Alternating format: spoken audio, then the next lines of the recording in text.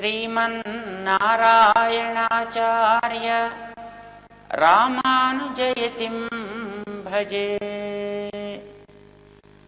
ఓం అస్మద్గురుభ్యో నమః.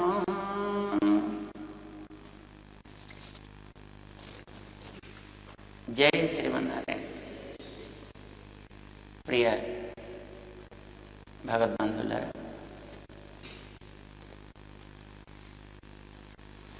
లోకంలో ఏదైనా ఒకదాన్ని అర్థం కాకుండా మాట్లాడితే అదేమిటో వేదాంతం మాట్లాడుతున్నాడు అంటారు.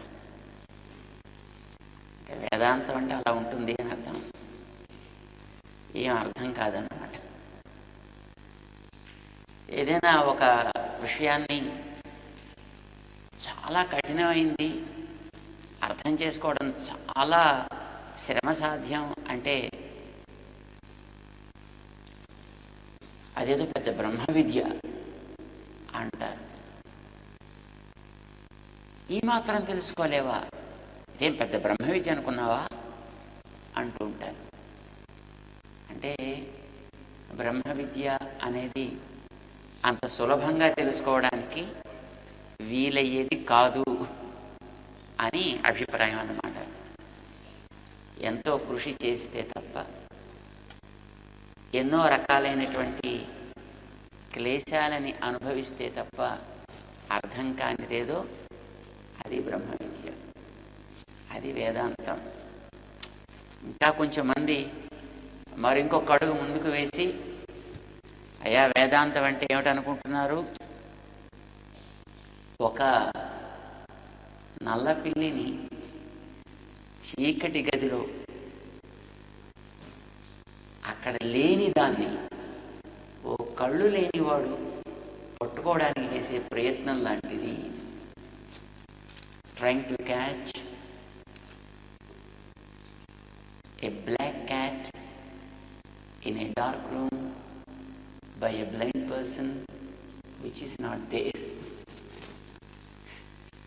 ఇది తమాషా కోసం అంటున్నప్పటికీ నిజానికి బ్రహ్మ విద్య అనేది అలాంటిది కాదు, అంత కఠినమైందేం కాదు, అంత శ్రమ సాధ్యము కాదు.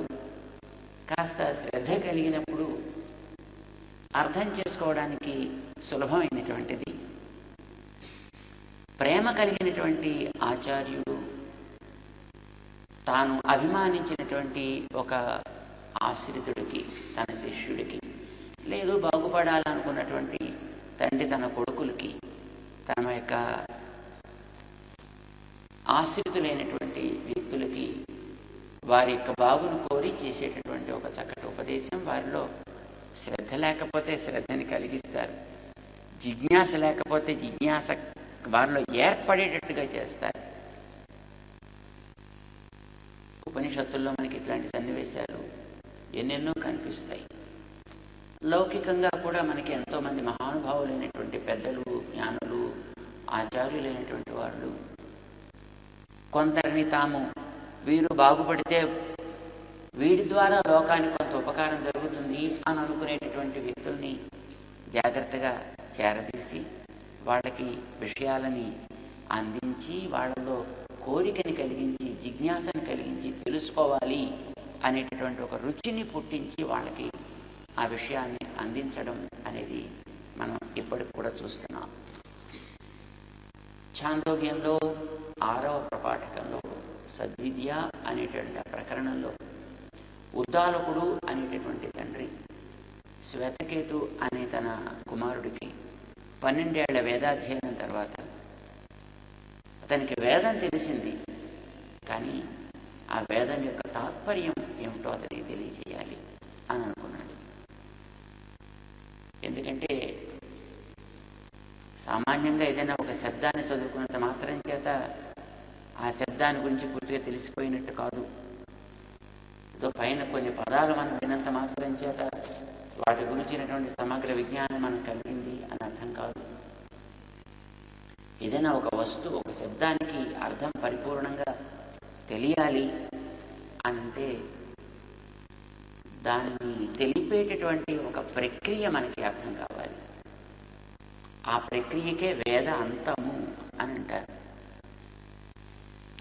ఏం చేస్తుంది ఇది అని అంటే, మనకి ఒక శబ్దాన్ని మనం ప్రయోగించినప్పుడు ఆ శబ్దం ఎంతవరకు వెడుతుంది అనేదాన్ని మనకి తెలియజేస్తుంది. అలా శబ్దం యొక్క అర్థం సమగ్రంగా తెలియడాన్ని వ్యుత్పత్తి అని అంటారు. అది వేదాంతం వల్ల కలుగుతుంది అని వేదాంతేన హి వ్యుత్పత్తి పూర్యతే అంటారు. అంటే మన చెట్టు అని అన్నాం అనుకోండి, అది ఒక్కొక్క స్థాయిలో ఉండేవాడికి ఒక్కొక్క రకమైనటువంటి అవగాహన ఆ చెట్టు విషయంలో కలుగుతుంది. సామాన్యుడికి పైన కనిపించేటువంటి ఒక ఆకారం, ఏదో ఒక కాండం, ఏదో కొన్ని కొమ్మలు, పైన ఆకులు, ఇంతవరకే వాడికి తెలుస్తుంది. కానీ కాస్త జ్ఞానం కలిగిన వాడికి ఆ చెట్టు ఏ రకమైనటువంటి విశేషాలను ఇస్తోందో అది తెలుస్తుంది. మరి కాస్త మనస్సు, ఆ మనస్సులో ఒక భావన చేయగలిగేటటువంటి యోగ్యత ఉండేవాడికి ఆ చెట్టులో ఉండేటువంటి సౌందర్యం కనిపిస్తుంది. కాస్త విజ్ఞానం కలిగినటువంటి వాడికి ఆ చెట్టు లోపల ఉండేటటువంటి ఏదో కొన్ని కాండానికి పైన ఉండే బెరడు, ఆ బెరడు లోపల ఉండేటటువంటి ఒక లోపలి భాగం, ఒక కోర్, ఆ లోపల ఉండేటువంటి జీవ పదార్థం దాకా తెలుస్తుంది. ఇంకొంచెం జ్ఞానం కలిగిన వాడికి ఆ జీవ పదార్థం అందులోనే ఎందుకు అలా వ్యాపించి ఉందో తెలుసుకునేటటువంటి జిజ్ఞాసతో వాడు మరికొంచెం పరిశోధన చేసి ఆ లోపల ఉండేటటువంటి తత్వాన్ని తెలుసుకుంటాడు. వ్యక్తి యొక్క జిజ్ఞాసను బట్టి ఏ లోపలికి ఏ స్థాయిలోకి వెళ్ళాలి అనేది వాళ్ళు కృషి చేస్తారు, దాన్ని వాళ్ళు గుర్తిస్తారు. మనం ఇప్పుడు ఒక చెట్టు అని ఒకదాన్ని చూసి వ్యవహరించాము అని అంటే సామాన్యంగా మనకు కనిపించేది పైదే అయినా వేదాంత విజ్ఞానం కలిగినటువంటి మహనీయులు ఆయన చెట్టు అని అన్నావంటే బెరడుని దాటి లోపల కాండం, కాండాన్ని దాటి లోపల జీవ పదార్థం, ఆ జీవ పదార్థం దాటి ఆ వెనక ఉండేటటువంటి ఆ పేరు, అది మామిడి అయితే మామిడి, వేప అయితే వేప, నేరేడు లేకపోతే మరొకటి, ఆ పేరు దానికి ఏర్పడటానికి కావలసినటువంటి జీవ లక్షణమేమి, మరికొంచెం లోపలికి వెళ్ళి అది అక్కడే ఎందుకు అలా ఉంది అని అంటే ఆ రకంగా దాన్ని ఉంచాలని సంకల్పించినటువంటి ఒక తత్వం, దానికి బ్రహ్మ తత్వం అని పేరు పెట్టారు. అక్కడ దాకా వెళ్ళాలా అంటే ఈ పదం మనం చెట్టు, అదొక మామిడి చెట్టు లేక వేప చెట్టు అని మనం ప్రయోగించిన ఈ వేప చెట్టు అనేటువంటి పదం ఎక్కడి దాకా పెడుతుందంటే ఆ లోపల ఉండేటటువంటి జీవ పదార్థానికి వెనకాతలు ఉండేటువంటి ఒక ఆత్మ, ఆ ఆత్మకి వెనక ఉండేటటువంటి పరమాత్మ బ్రహ్మతత్వం అక్కడ దాకా. ఏ పదమైనా అది మీరు చెట్టనే కాదు, అది మీరు ఒక చీమ అనండి, పైన మీకు ఏదో ఒక తల తోక ఉండి అసలు కాళ్ళు ఉండి రెండు ఆ ముందర ఉండేటటువంటి ఆ మీసాల లాంటివి కలిగినటువంటి ఒక ఆకృతి నీకు పైన కనిపిస్తుంది. ఈ ఆకృతికి వెనకాతల అందులో ఉండేటటువంటి ఆ చైతన్యాన్ని ఇచ్చి అది ఇటు కదలడానికి ఆధారమైనటువంటి ఒక జీవ విశేషం దాకా ఆ జీవ విశేషానికి వెనకాతల ఆ రకంగా ఆ జీవుణ్ణి, ఆ దేహాన్ని రెండింటినీ కూడా కలిపి సంచరింపచేసేటటువంటి ఒక అద్భుతమైనటువంటి శక్తి కలిగిన ఒక తత్వం బ్రహ్మతత్వం దాకా. ఒక ఆవు, ఒక గేదెను, మనిషిను, ఏ వస్తువుని నువ్వు చెప్పినా వస్తువు పైన కనిపించేది, ఆ కనిపించే వస్తువు ఒక లక్షణం కలిగి ఉంటుంది. ఆ లక్షణం కలిగినటువంటి ఆ వస్తువుని అలా తయారు చేసినటువంటి ఒక వాడుకునే ఒక జీవ విశేషం ఉంటుంది. ఆ జీవ విశేషాన్ని, ఆ శరీరాన్ని కలిపినటువంటి ఒక తత్వం వెనకాతలు.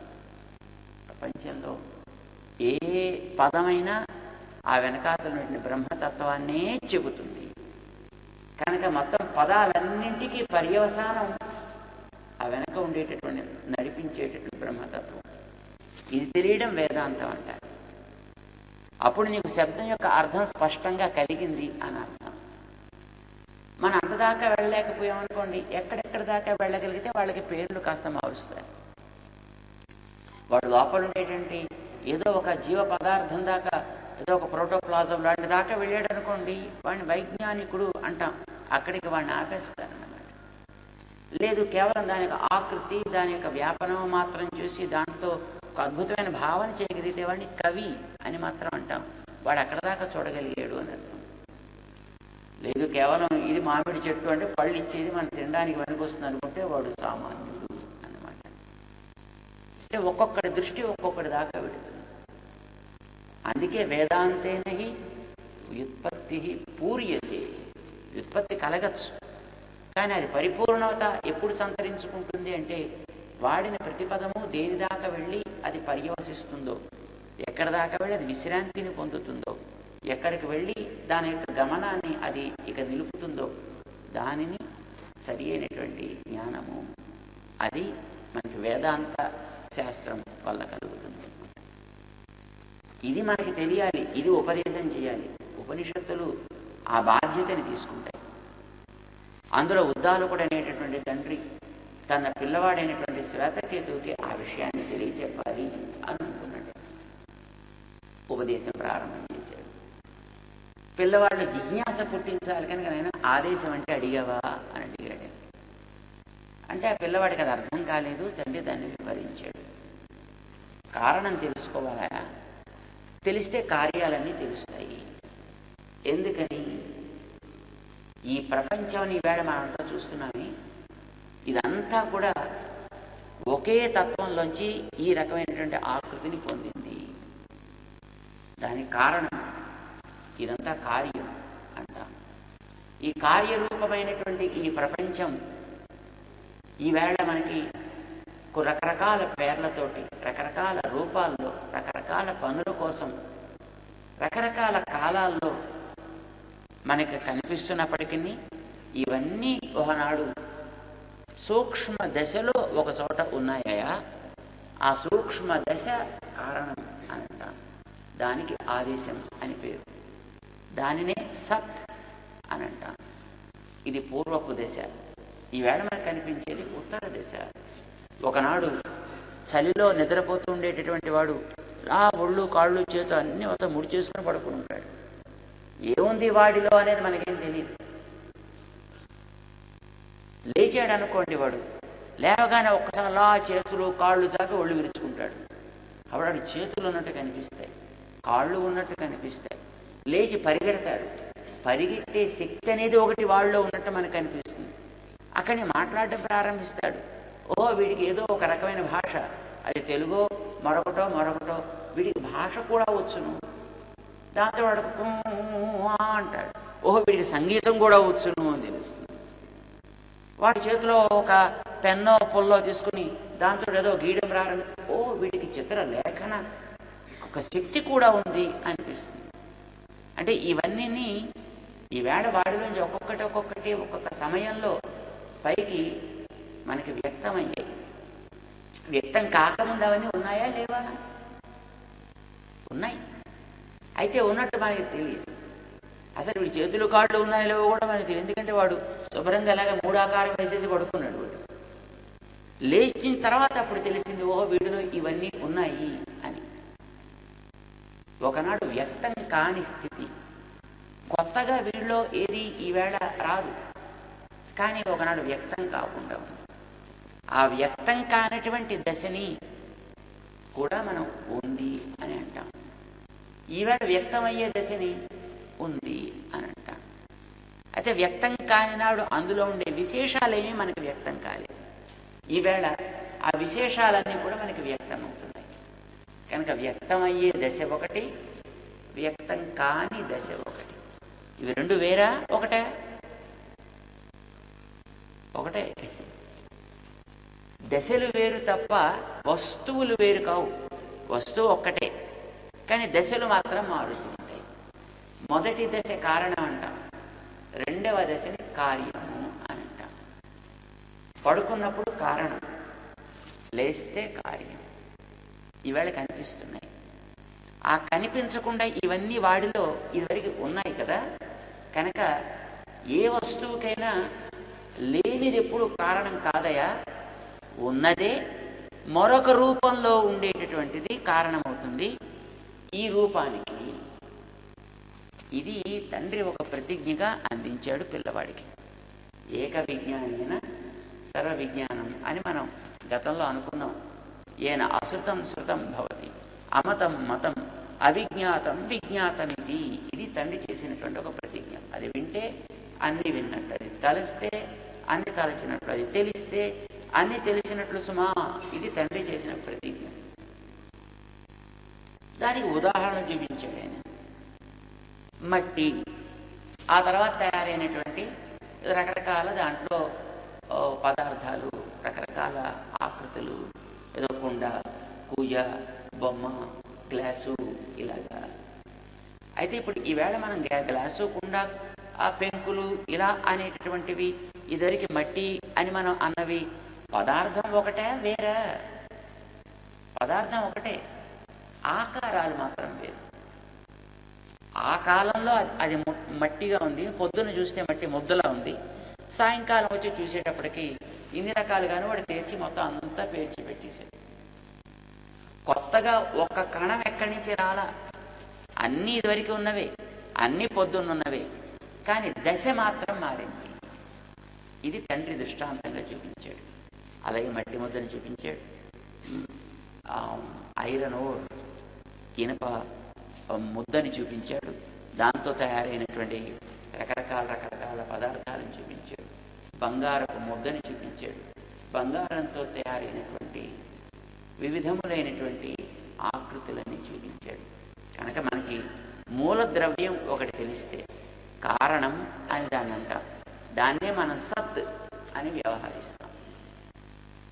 అంటే అప్పుడు కూడా అవన్నీ ఉంటాయి అని అర్థం. సత్ అనంటే మూల కారణం, అన్నిటిని తనలో కలిగి ఉండేటటువంటిది అని అర్థం. అదే ఈవేళ ఇన్ని రూపాల్లోనూ మారుతోంది.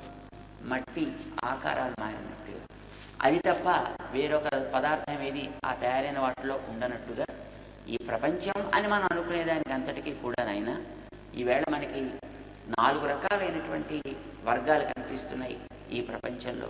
దేవ, మనుష్య, తిర్య, స్థావర. ప్రపంచం అంతా మొత్తం 4 కదండి కేటగిరీస్. ఈ 4 దాటి వేరొక కేటగిరీ ఏది ఉండదు. అది మనుషుల్లో వాళ్ళు తెల్ల, నల్ల, పచ్చ, ఇంకో చామన ఛాయ ఏదున్నప్పటికీ వీళ్ళంతా కూడా నర వర్గం. వీరికి చుట్టూ ఉండి వీరికి శక్తినిచ్చి వీరు నడిపించేటటువంటి వర్గానికి సురవర్గం అంటాం, దేవతా వర్గము అంటాం. సుర, నర. తిరియగ్ వర్గం ఒకటి, అడ్డంగా తిరిగేవి. మనకి పురాణాల్లో చెప్పారు. ఏదో ఆహార వ్యవస్థని మన ఆధారం చేసుకుని ఆహార వ్యవస్థ క్రిందకి సాగుతూ వెళ్ళేటటువంటిది నరవర్గం అని, ఆహారం తీసుకున్నాక దాని యొక్క జీర్ణ వ్యవస్థ అడ్డంగా సాగితే అది తిరియక్ జాతికి చెందినది అని, అది ఊర్ధ్వముఖంగా కనుక సాగినట్లయితే దానికి దేవ వర్గం అంటారు అని మనకి చెప్పారు. ఆహార వ్యవస్థ ఈ క్రమంలో కాకుండా అది కేవలం ఒకచోటే నిలకడగా ఉండి కదలిక అనేది లేకుండా ఉంటే వాటిని స్థావరములు అని అంటాం. అవి చెట్లు కావచ్చు, రాళ్ళు కావచ్చు, నీళ్లు కావచ్చు, గోడలు కావచ్చు, మిగిలినటువంటి అన్ని రకరకాలన్నీ కావచ్చు. స్థావరాలు.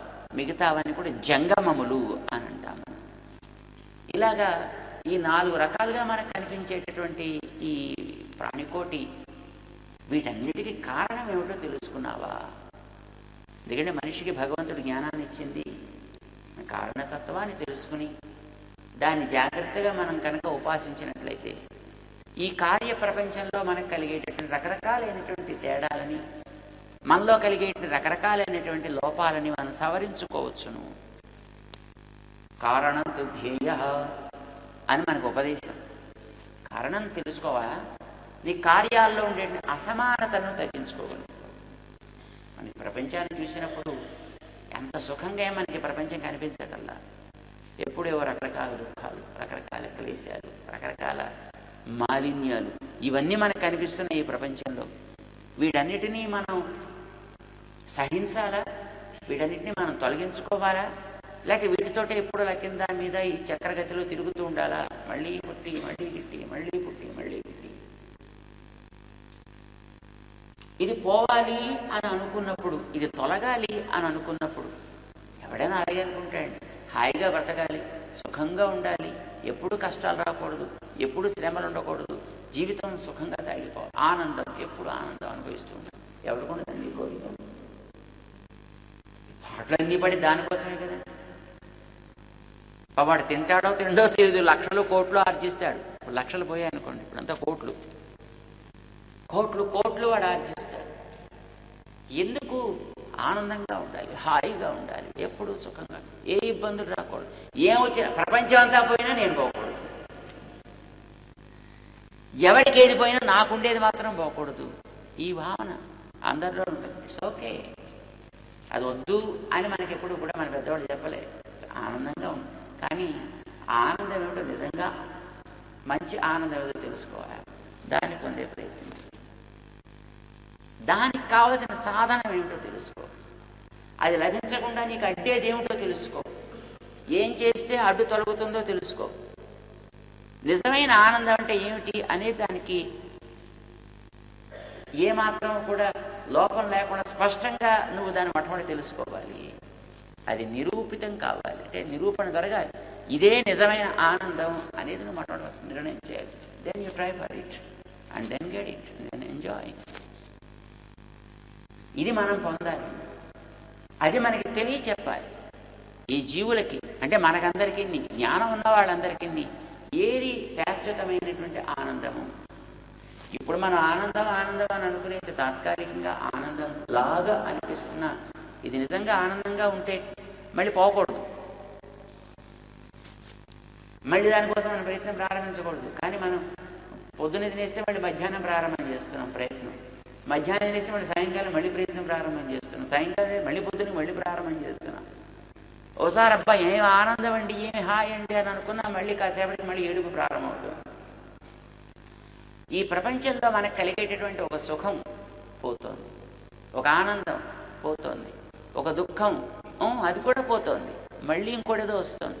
ఇవన్నీ కూడా ఒక తరంగాల్లాగా ఒకదాని వెనకాల ఒకటి వరుసగా వచ్చి నిలకడాన్ని దేనికి ఉండటం లేదు.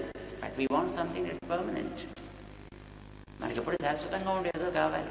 రోజు మాటికి దంటాలు పడతాయండి.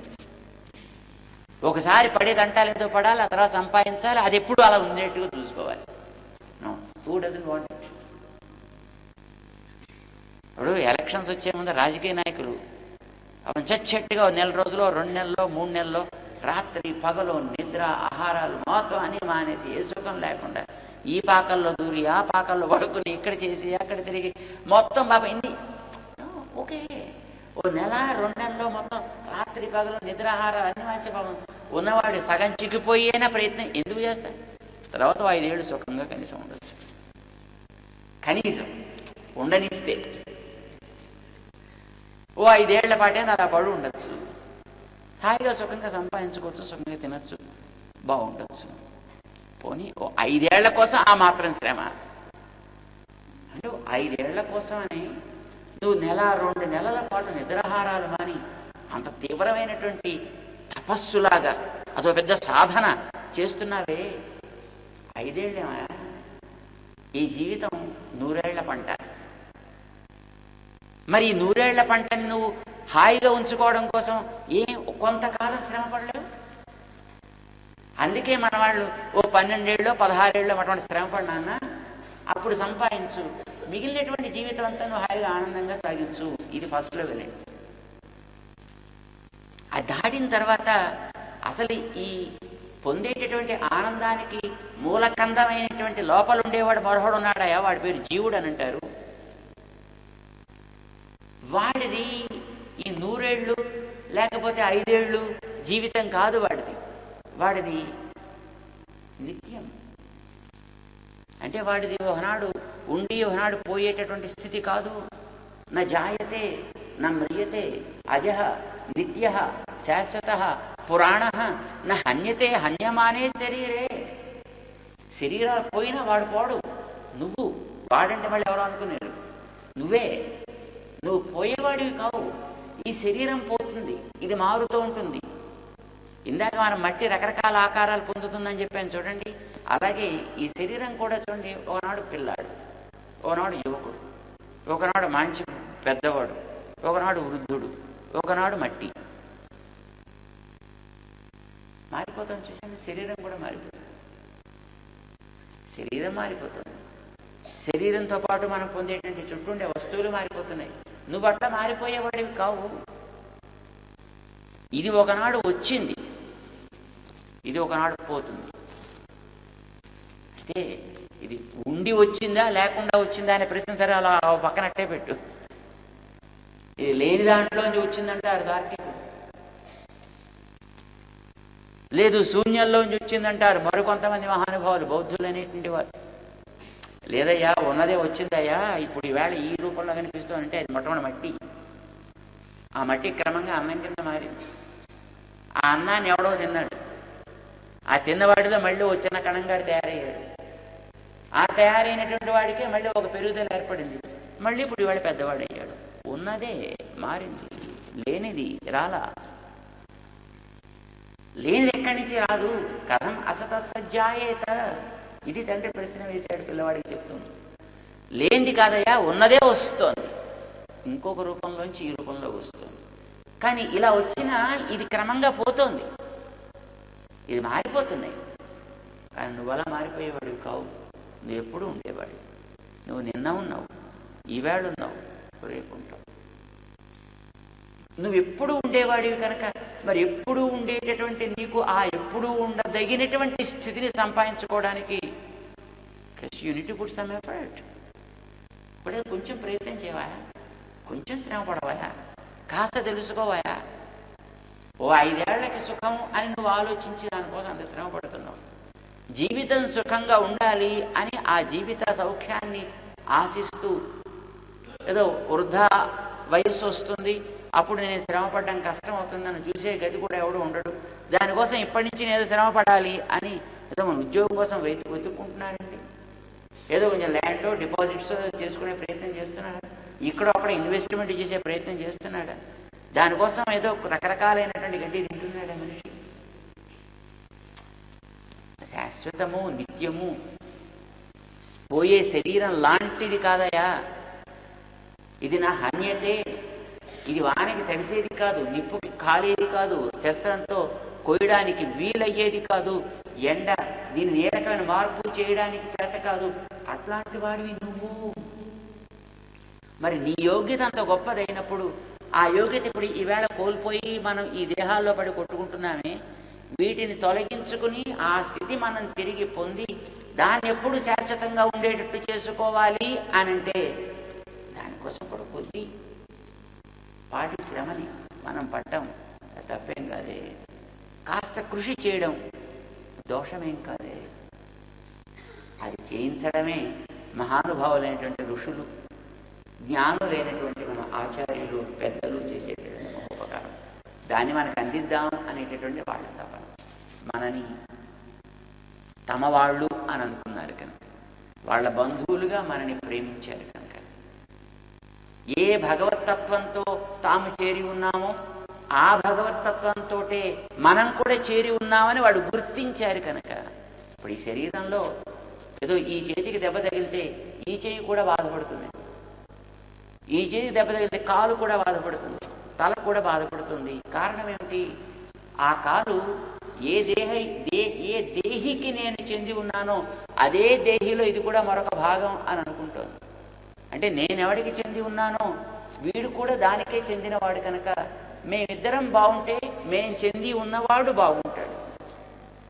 ఈ కనిపించేటటువంటి ప్రపంచంలో సుర నర తిరియ స్థావరాత్మకంగా ఉండే మనం అందరం కూడా ఒక బ్రహ్మతత్వానికి చెందిన వాళ్ళం కనుక మనందరం కూడా ఆ జ్ఞానం పొంది ఉంటే, మనందరం ఆనంద స్థితిని పొంది ఉంటే అందరికీ ఆనందం.